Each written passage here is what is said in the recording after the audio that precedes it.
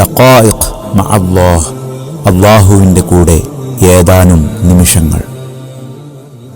അസ്മാഉല്ലാഹിൽ ഹുസ്ന, അല്ലാഹുവിൻ്റെ ഉത്കൃഷ്ട നാമങ്ങൾ. ബിസ്മില്ലാഹിർ റഹ്മാനിർ റഹീം. ദഖായിഖ് മഅല്ലാഹ്, അല്ലാഹുവിൻ്റെ കൂടെ ഏതാനും നിമിഷങ്ങൾ. ഇന്ന് റബ്ബ് എന്ന അള്ളാഹുവിൻ്റെ വിശിഷ്ട നാമത്തെ സംബന്ധിച്ച് ചർച്ച ചെയ്യാനാണ് ഉദ്ദേശിക്കുന്നത്. അള്ളാഹുവിൻ്റെ വിശിഷ്ട നാമങ്ങളിൽ ഒരു മഹത്തായ നാമമാണ് റബ്ബ്. സൃഷ്ടികളെ വളർത്തുകയും നിയന്ത്രിക്കുകയും ജീവിത വിഭവവും പ്രതാപവും പ്രദാനം ചെയ്ത് പ്രപഞ്ചകാര്യങ്ങളെല്ലാം നിയന്ത്രിക്കുന്ന, എല്ലാറ്റിൻ്റെയും ഉടമസ്ഥനും രക്ഷാകർത്തൃത്വം നൽകി പരിപാലിക്കുന്നവനുമാണ് റബ്ബ്. അവൻ രണ്ട് നിലയ്ക്ക് പരിപാലനം നടത്തുന്നു. ഒന്ന്, തർബിയത്തുൻ ആമ്മ, പൊതുവിലുള്ള പരിപാലനം, വിശ്വാസികളെയും അവിശ്വാസികളെയും ഒരുപോലെ പരിപാലിക്കുന്നു. രണ്ട്, തർബിയത്തുൻ ഖാസ്സ, പ്രത്യേക പരിപാലനം, അർഹതയുള്ള സുഹൃതവാന്മാർക്ക് പ്രത്യേക പരിരക്ഷയും ശ്രദ്ധയുമെല്ലാം തന്നെ നൽകുന്നു. വിശുദ്ധ ഖുർആനിൽ 928 സ്ഥലങ്ങളിൽ റബ്ബ് എന്ന തിരുനാമം വന്നിട്ടുണ്ട്.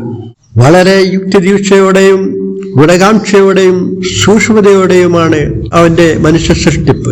ഗർഭസ്ഥ ശിശുവാകുമ്പോൾ ആദ്യം രക്തപിണ്ഡവും, പിന്നെ മാംസം, പിന്നെ എല്ല്, പിന്നെ മാംസം കൊണ്ട് എല്ലിനെ പൊതിയൽ, പിന്നെ മറ്റവയവങ്ങൾ, തുടർന്ന് ആത്മാവിനെ സന്നിവേശിപ്പിക്കൽ. ഇതെല്ലാം പടച്ച തമ്പുരാൻ തന്നെ വിശുദ്ധ ഖുർആനിൽ വ്യക്തമാക്കിയിട്ടുണ്ട്. ഈ തിരുനാമം മുൻനിർത്തി നബിമാരും സുഹൃതവാന്മാരും ധാരാളക്കണക്കിൽ പ്രാർത്ഥിച്ചത് സുവിദിതമാണ്. ആദം നബി അലൈഹി ഇസ്ലാമയും ഹവ്വാ ബീവിയും ഈ നാമം പ്രയോഗിച്ചാണ് ആദ്യമായി പ്രാർത്ഥിച്ചത്. റബ്ബനാ ഇന്നനാ സലംനാ അൻഫുസനാ വഇൻ ലം തഗ്ഫിർ ലനാ വതർഹംനാ ലനകൂനന്ന മിനൽ ഖാസിരീൻ. ഞങ്ങളുടെ ദാദാ, ഞങ്ങൾ രണ്ടുപേരും ഞങ്ങളോട് തന്നെ അതിക്രമം പ്രവർത്തിച്ചിരിക്കുന്നു. നീ ഞങ്ങൾക്കത് പുറത്തു തരികയും ഞങ്ങളോട് കരുണ കാണിക്കുകയും ചെയ്തിട്ടില്ലെങ്കിൽ ഞങ്ങളെല്ലാം നഷ്ടപ്പെട്ടവരിൽ പെട്ടുപോകും. വിശുദ്ധ ഖുർആനിൽ നമുക്കെല്ലാം സുപരിചിതമായ സൂറത്തുൽ ഫാത്തിഹ ആരംഭിക്കുന്നത് തന്നെ അൽഹംദുലില്ലാഹി റബ്ബിൽ ആലമീൻ എന്ന റബ്ബ് ഉപയോഗിച്ചുകൊണ്ടുള്ള ആയത്താണ്. ഇങ്ങനെ റബ്ബ് എന്ന നാമം ഉപയോഗിച്ചുകൊണ്ട് ധാരാളക്കണക്കിൽ പ്രാർത്ഥനകൾ ഖുർആനിലും ഹദീസിലും വന്നിട്ടുണ്ട്. റബ്ബിന് ഭാഷയിൽ പല അർത്ഥങ്ങളുമുണ്ട്. താഴെ പറയുന്നവ അവയിൽ ചിലത് മാത്രം.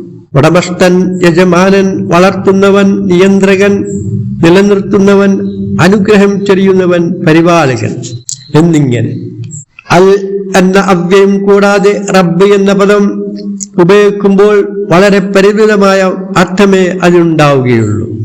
മാത്രമല്ല, ഏതെങ്കിലും ഒരു വസ്തുവിനോട് ചേർത്തിപ്പറയൽ നിർബന്ധവുമാണ്. ഉദാഹരണം, റബ്ബുൽ ബൈത്ത്, വീട്ടുടമസ്ഥൻ; റബ്ബുൽ ഉസ്ര, കുടുംബനാഥൻ; റബ്ബുൽ ഇബിൽ, ഒട്ടക ഉടമ; റബ്ബുൽ മഅമൽ, തൊഴിൽശാല അതോറിറ്റി. മറിച്ച് അൽ എന്ന അവ്യം ചേർത്ത് അർ റബ്ബ് എന്നാണ് പറയുന്നതെങ്കിൽ അതിന് വിപുലമായ അർത്ഥങ്ങളുണ്ട്. സൃഷ്ടിക്കുകയും ജീവിത വിഭവം നൽകി സൂര്യചന്ദ്ര നക്ഷത്രാദി വളങ്ങളെല്ലാം തന്നെ നൽകി പടിപടിയായി വളർത്തി എല്ലാം നിയന്ത്രിക്കുന്ന പടച്ച തമ്പുരാനെ മാത്രമേ അർ റബ്ബ് എന്ന് പറയാവൂ. നബി സല്ലല്ലാഹു അലൈഹി വസല്ലമയുടെ കാലത്ത് റബ്ബ് എന്ന പദം ഉപയോഗിച്ചിരുന്നു. അദ്ദേഹം റബ്ബിന്റെയും അർ റബ്ബിന്റെയും തമ്മിലുള്ള അന്തരം ജനങ്ങൾക്ക് മനസ്സിലാക്കി കൊടുക്കുകയും ചെയ്തിരുന്നു. ഉദാഹരണം ശ്രദ്ധിക്കുക. മുഹമ്മദ് നബി സല്ലല്ലാഹു അലൈഹി വസല്ലമ ഇസ്ലാമിക പ്രചരണാർത്ഥം അള്ളാഹുലേക്ക് ജനങ്ങളെ ക്ഷണിച്ചുകൊണ്ട് പല രാജാക്കന്മാർക്കും എഴുത്തുകൾ കൊടുത്തേക്കാറുണ്ടായിരുന്നു. ഒരിക്കൽ കിസ്റ രാജാവിനും അബ്ദുല്ലാഹ് ഇബ്നു ഉദാഫ വശം ഒരെഴുത്ത് കൊടുത്തയച്ചു. രാജാവ് കിസ്റ എഴുത്ത് വായിച്ചു തീരും മുമ്പ് കലികൊണ്ട് തുള്ളുകയും എന്റെ അടിമ മുഹമ്മദ് എനിക്ക് ഇങ്ങനെ ഒരെഴുത്തെഴുതുകയോ എന്ന് ചോദിച്ച് ആ എഴുത്ത് പിച്ചിച്ചീന്തി വലിച്ചെറിയുകയും ചെയ്തു. ഇത് കണ്ട ദൂതൻ അബ്ദുല്ലാഹ് ഇബ്നു ഉദാഫ ധടുതിയിൽ കൊട്ടാരം വിട്ട് നബി സല്ലല്ലാഹു അലൈഹി വസല്ലമയുടെ അടുത്തേക്ക് വന്ന് നബിയോട് വിവരം പറയുകയും ചെയ്തു. ഉടനെ നബി സല്ലല്ലാഹു അലൈഹി വസല്ലമ അള്ളാഹുവോട് പ്രാർത്ഥിച്ചു, അള്ളാഹുവിന്റെ റസൂലിന്റെ എഴുത്ത് പിച്ചിച്ചീന്തിയ കിസ്റയുടെ ഭരണാധികാരവും അള്ളാഹുവെ നീ പിച്ചിച്ചീന്തണമേ എന്ന് പ്രാർത്ഥിച്ചു. എന്നാൽ കിസ്റയുടെ ഈഗോ നബി സല്ലല്ലാഹു അലൈഹി വസല്ലമയെ അംഗീകരിച്ചില്ലെന്ന് മാത്രമല്ല, യമനിലെ തന്റെ ഗവർണർക്ക് ഒരെഴുത്തെഴുതുകയാണ് ചെയ്തത്. എന്റെ അടിമയായ ധിക്കാരിയായ മുഹമ്മദിനെ ചെങ്ങലയിൽ ബന്ധിച്ച് ഇങ്ങോട്ട് കൊണ്ടുവരും. ഉടനെ ഗവർണർ ആ നാട്ടിലെ 2 മല്ലന്മാരെ മുഹമ്മദ് സല്ലല്ലാഹു അലൈഹി വസല്ലമയുടെ അടുത്തേക്ക് പറഞ്ഞയച്ചു. അവൻ നബി സല്ലല്ലാഹു അലൈഹി വസല്ലമയുടെ അടുത്ത് വന്ന് കാര്യങ്ങൾ വിവരിച്ചു. ഉടനെ ഞങ്ങളുടെ കൂടെ വരൂ, ബലം പ്രയോഗിക്കാതെ വന്നാൽ രാജാവിന് സന്തോഷമായിരിക്കും. ഇതെല്ലാം കേട്ടപ്പോൾ നബി സല്ലല്ലാഹു അലൈഹി വസല്ലമക്ക് ഭയമായിരിക്കും എന്നാണ് അവർ വിചാരിച്ചത്. പക്ഷേ നബി സല്ലല്ലാഹു അലൈഹി വസല്ലമക്ക് അതൊന്നും ഒരു പ്രശ്നവുമായില്ല, ഒരു കൂസലും ഉണ്ടായില്ല. അദ്ദേഹം ചോദിച്ചു, എന്താ നിങ്ങളുടെ രൂപം ഇങ്ങനെ?